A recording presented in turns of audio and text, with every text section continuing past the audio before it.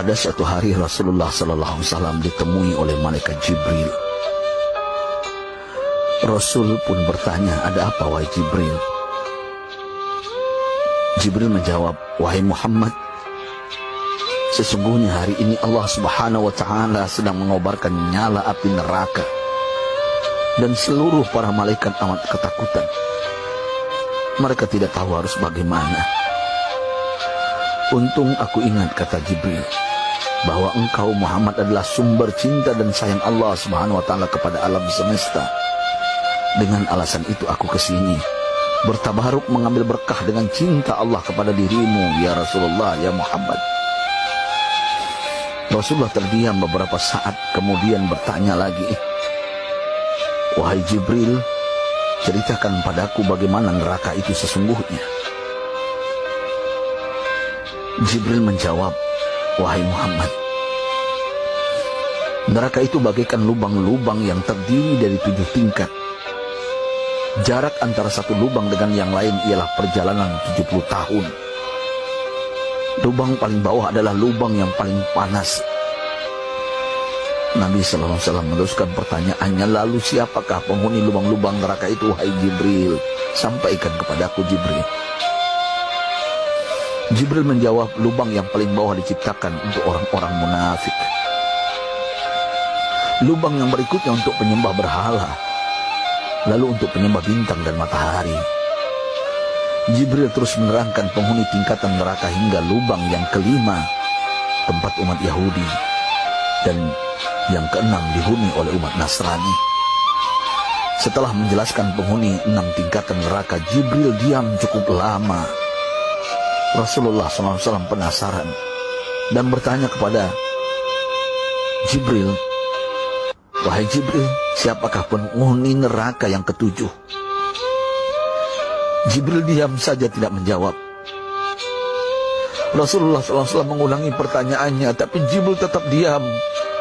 Rasulullah tambah penasaran dan mendesak Jibril agar dijawab pertanyaannya. Akhirnya Jibril pun berkata, "Umatmu, wahai Muhammad, mereka itu para pelaku dosa besar di kalangan umatmu, yang dimana sampai mereka mati belum sempat bertaubat." Mendengar jawaban Jibril, Rasulullah langsung jatuh pingsan. Jibril merangkulnya dan meletakkan tubuh baginda di atas pangkuannya. Tak berapa lama Rasulullah SAW sadar dan langsung menangis bersimbah air mata dengan terisak-isak. Rasulullah mempertegas pertanyaannya, "Wahai Jibril, apakah benar ada di antara umatku yang masuk neraka?" Jibril menjawab, "Benar, wahai Muhammad, pelaku dosa besar di antara umatmu yang belum bertaubat." Setelah itu Rasulullah menghadap kiblat dan sujud kepada Allah dalam isak tangisnya. Sesekali dengan suara pelan beliau membisikkan kata-kata, "Ummati ya Rabb, ummati, ummati, ummati." Beliau SAW tidak mengangkat kepalanya dalam keadaan seperti itu selama 3 hari 3 malam, kecuali setiap Bilal bin Rabah mengumandangkan azan, barulah beliau bangkit untuk menjadi imam, dan setelah itu kembali sujud lagi.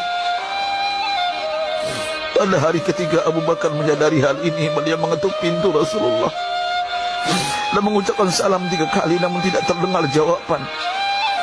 Abu Bakar sedih dan berseru di hadapan pintu Nabi besar Muhammad SAW, "Apakah ada jalan untuk masuk ke rumahmu ya Rasulullah?" Tetap tidak ada jawaban. Di jalan Abu Bakar bertemu sahabat Umar. "Mengapa engkau menangis, wahai Abu Bakar?" kata Umar. Abu Bakar menceritakan keadaan Rasulullah SAW. Maka Umar pun melangkah menuju rumah Rasulullah dan terjadilah hal yang sama. Umar pun pulang dan menangis. Di jalan Umar bertemu sahabat Salman Al-Farisi. Dengan terisak Umar bercerita kepada Salman hingga membuat dia amat sedih, namun tidak berani mengulangi hal yang sama. Salman melangkah menuju rumah Fatimah radhiyallahu anha dan menceritakan hal itu. Setengah berlari Fatimah menuju rumah ayah tercinta dan mengetuk pintu sambil mengucapkan salam. Mendengar suara lembut putri tercinta, sejuklah dada Rasulullah. Beliau bangkit dari sujud dan membuka pintu.